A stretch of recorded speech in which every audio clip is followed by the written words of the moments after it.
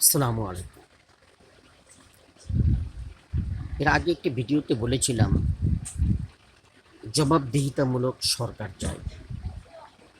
সেখানে জবাবদিহিতার অবকাঠামোটা কীরকম হতে পারে তার একটি উদাহরণ হিসাবে বাজেট থেকেই কিভাবে স্বচ্ছতা দেখাতে পারে সরকার, সেই ব্যাপারে একটি অবকাঠামো পেশ করেছিলাম। একজন সাধারণ জনতা হিসাবে আজ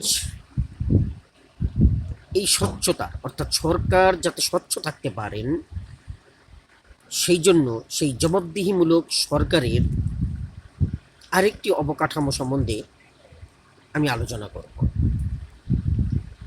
সেটি হচ্ছে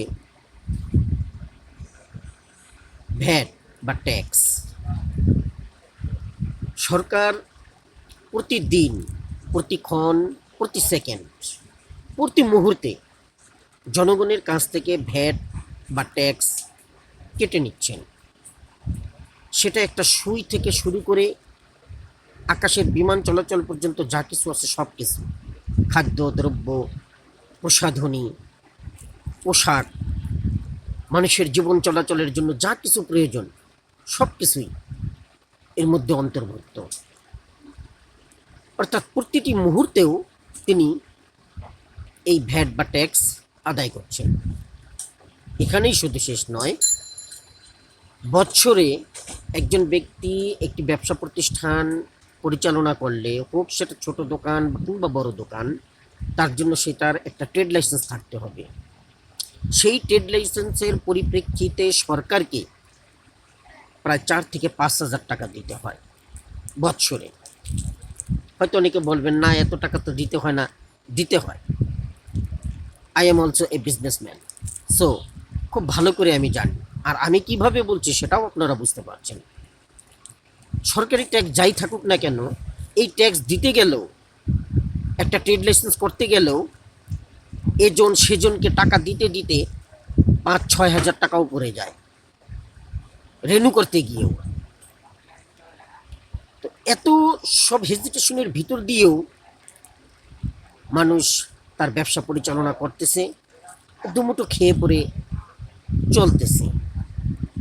তারপর সৎভাবে থাকার চেষ্টা করছে অনেকে, বা কেউ সৎভাবে না থাকলেও সে যেভাবেই থাকুক না কেন, তারপরও সরকারকে এই ট্যাক্সটা দিচ্ছে। আমি অন্যদিকে যাব না, আমি যে পয়েন্টে কথা বলতেছি আমি সেই পয়েন্টটা নিয়েই লক্ষ্যটা ঠিক রাখছি। অন্য প্রসঙ্গে গেলে সময়টা বেড়ে যাবে, তাই মূল বিষয় নিয়েই কথা বলছি। অর্থাৎ সে সৎ থাকুক বা অসৎ থাকুক সেটা তার ব্যক্তিগত ব্যাপার, কিন্তু সরকার তার কাছ থেকে ট্যাক্স নিচ্ছে। একটা ট্রেড লাইসেন্স করার জন্য তার কাছ থেকে অনেকগুলো টাকা নিয়ে নিচ্ছে।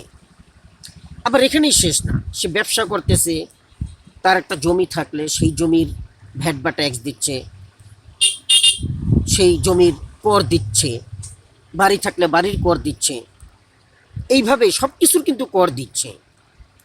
এর জন্য এর ভিতরেও আবার সরকার আরেকটা সিস্টেম চালু করছে আরও ট্যাক্স আদায়ের জন্য, আরও কর আদায়ের জন্য। মানুষের কাছ থেকে কিভাবে তার পকেটের টাকা নেওয়া যায় সেই জন্য সেটা চালু করছে ইটিন। এই ইটিন না থাকলে তাকে অনেক ধরনের সুযোগ সুবিধা দেওয়া হবে না। এই ভিত্তিতে তিনি ইটিন চালু করেছেন। যদিও তিনি ট্রেড লাইসেন্স করেছেন, যদিও তিনি বাড়ির কর দিচ্ছেন, তারপর তাকে ইটিন করতে হবে। এবং সরকারকে, শেষ সরকার হাসিনা সরকার যেটা শেষ পর্যন্ত করে গেছেন, ন্যূনতম 2,000 টাকা তাকে পে করতে হবে, নতুবা তার ইটিন বাতিল হয়ে যাবে। আর যদি কেউ এই ইটিনের ট্যাক্স ফাঁকি দেয়, সাবমিট না করে, তাহলে এক পর্যায়ে তার প্রতি বিচার করতে পারবে সরকার।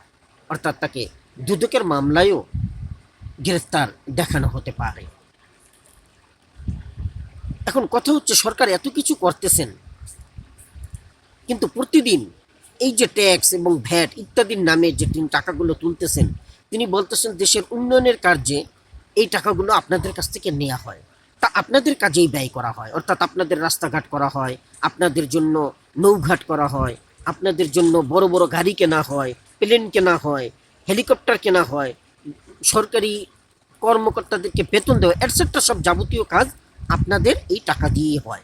এই জন্য দেশের উন্নয়নের স্বার্থে আপনাদেরকে এই টাকাগুলো দিতে হবে।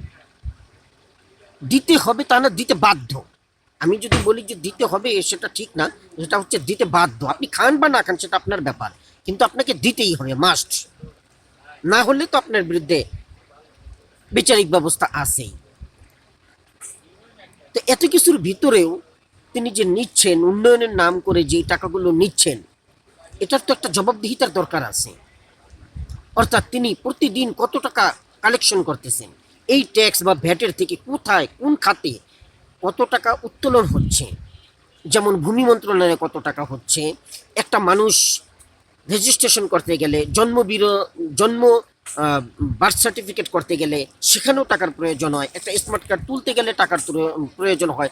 সরকারি এমন কোনো কাজ নেই যেখানে একটা টাকার প্রয়োজন হয় না, টাকা ছাড়া কোনো কিছুই হয় না সরকারে। এই যে সরকার তাদের কাছ থেকে এই টাকাগুলো নিচ্ছেন, কোন খাতে কত টাকা ওঠে প্রতিদিন একটা ওয়েবসাইট করুন, সেই ওয়েবসাইটে সেটা প্রচার করুন, প্রকাশ করুন। প্রতিদিন কত টাকা ওঠে, সপ্তাহ শেষে কত টাকা ওঠে, পাক্ষিকভাবে কত টাকা ওঠে, মাসিকভাবে কত টাকা ওঠে, বছরে গিয়ে সেটা কত দাঁড়ায়, এবং এই টাকাগুলো কোন কোন খাতে ব্যয় হচ্ছে, কি কি কাজে ব্যয় করতেছেন। এই জবাবদিহিতা সরকারকে নিশ্চিত করতে হবে। সেটা যে সরকারি হন না কেন, উপদেষ্টাদেরও বলছি, এখন যারা উপদেষ্টাগণ আছেন তাদেরও এটা করা উচিত। প্রতিদিন কিভাবে কত টাকা কালেকশন হচ্ছে, যা হচ্ছে সব কিছুর একটা জবাবদিহিতা। অর্থাৎ আপনি আপনার পোস্ট যে আছেন, প্রধানমন্ত্রী হন আর মন্ত্রী হন আর উপদেষ্টা হন, যেই হন না কেন, আপনি আপনার পদটাকে, আপনার পোস্টটাকে স্বচ্ছতা রাখার জন্য, আপনার যখন 5 বছর শেষ হয়ে যাবে তখন আপনার বিরুদ্ধে যাতে কোনো কেউ অ্যাকশন নিতে না পারে, কেউ আপনাকে দুর্নীতির দায়ী করতে না পারে। জনগণের কাছে যেমন স্বচ্ছতা আপনার দরকার আছে, ঠিক তেমনি রব্বুল আলমিনের কাছেও স্বচ্ছতা দরকার আছে। তো যাই হোক, রব্বুল আলমিন তো সেটা তারটা সে বুঝেই নেবে আপনি কি করতেছেন না করতেছেন, কিন্তু জনগণের কাছে স্বচ্ছতাটা অবশ্যই দরকার আছে। আর সেই স্বচ্ছতার পরিপ্রেক্ষিতে আমি যে কথাটা বললাম, সেই কথা অনুযায়ী একটা পদক্ষেপ আপনারা নিতে পারেন। আমি তো একটা ওয়ে দিয়েছি মাত্র, আপনারা প্রয়োজনে এটাকে আরও কাটছাট করে, সুন্দর করে, আপডেট করে আরও ভালোভাবে প্রচার করুন, কিন্তু স্বচ্ছতা বজায় রাখুন। কারণ জনগণই চায় যে জবাবদিহিতামূলক সরকার, একজন স্বচ্ছ সরকার যে কিনা তার প্রতি কাজের জবাবদিহিতা করবে, এমন সরকারি জনগণ চায়। ধন্যবাদ।